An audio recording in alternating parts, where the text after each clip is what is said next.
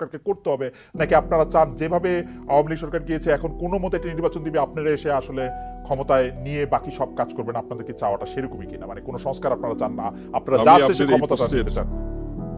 আপনার এই প্রশ্নের উত্তর দেওয়ার আগে একটু অ্যাড করছি আগের প্রশ্নের, যেটা নাইস সাহেবকে আপনি বলার চেষ্টা করেছেন।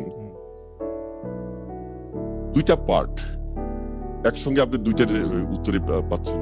সেটা হলো যারা ফ্যাসিস্ট, যারা গুমের সঙ্গে জড়িত ছিল, খুনের সঙ্গে জড়িত ছিল, মামলা হামলা দুর্নীতি পাচারের সঙ্গে জড়িত ছিল, লুটতরাজের সঙ্গে জড়িত ছিল, তাদের বিচার করতে হবে একটা পার্ট। এবং এই সরকারের কাছে মানুষের সর্বপ্রথম দাবি হলো বিচার করা। আপনি এর নেতৃত্বে খুনি হাসিনা ছিল, কি পরিমাণ খুন করেছে দিবালকের মতো সত্য। সুতরাং এই বিচার হলো আগে।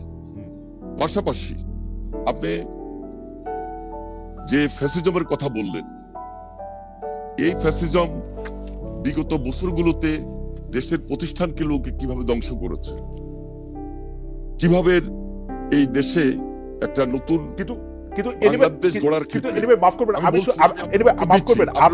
আমি শুধু এই কথাই বলছি যে আপনার তো বিচারের দাবিটা করার জন্য, বিচারটা করার জন্য ওদের তো সময় লাগবে, কিন্তু আপনার শুরু থেকেই তো এই সরকার কেন না সময় লাগবে না, আমি তো বলি নাই যে আমি 3 মাসের মধ্যেই নির্বাচন দিতে হবে, আমি তো বলি নাই একেবারে 7 মাসের মধ্যেই নির্বাচন দিতে হবে।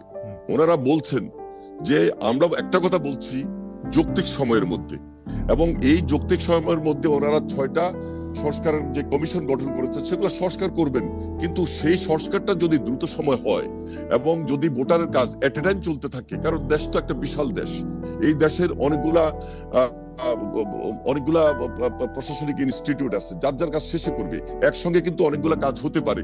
একদিকে বিচারের কাজ চলবে, একদিকে বাংলাদেশ গড়ার জন্য নতুন করে যে সংস্কারের কাজ সেগুলো করবে, আরেকদিকে আপনি আজকে বলছেন যে গতকালকে বলছেন যে ভোটার সম্পন্ন করবেন, সেগুলো তো একই প্রক্রিয়া। এই প্রক্রিয়াকে সম্পন্ন করে যৌক্তিক সময়ের মধ্যে আপনি কিন্তু খুব সহজে একটা নির্বাচন করতে পারেন। সুতরাং আপনি ক্ষমতা থাকলে আপনি যৌক্তিক সময় কতটা মনে করতেন? আমি যৌক্তিক সময়টা তো আসলে আমার কাছে মনে হয় যে আপনি যে কাজগুলি কথা বলেছেন, আপনি যদি সংস্কারের কথা বলেন, আপনি যদি বিচারের কথা বলেন, ওদের অন্তত 5 বছর লাগা উচিত এগুলি